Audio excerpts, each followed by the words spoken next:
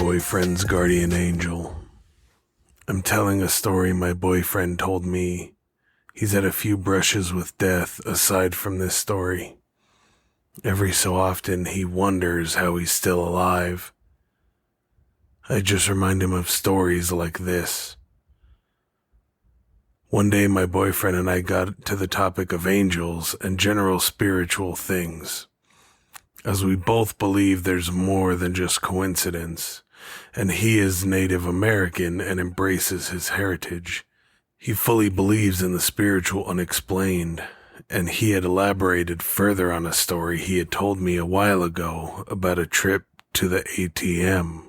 He was in one of the neighboring towns taking money out from his bank account. I must add that it was broad daylight, so you can imagine the decline of a once beautiful town to what it became. Drugs and crime. It's a shame.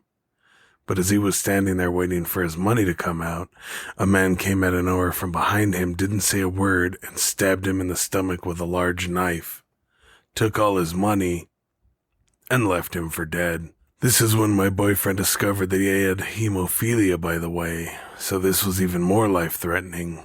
He laid there on the street bleeding to death, and out of nowhere, a tiny elderly woman appeared out of seemingly nowhere and rushed over to him and tried to keep him talking and semi-alert for a minute, then ran into the nearest restaurant and grabbed a handful of napkins and pressed them firmly as possible onto his wound to help stop the blood from pouring out.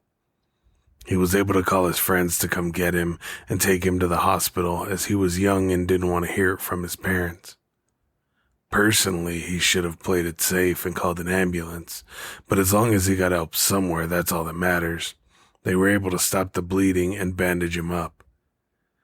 The weird thing when he told me this is that he said he's never seen the lady before in his life and never saw her again after. She basically vanished in broad daylight. I honestly believe that if she never helped him, he would be dead.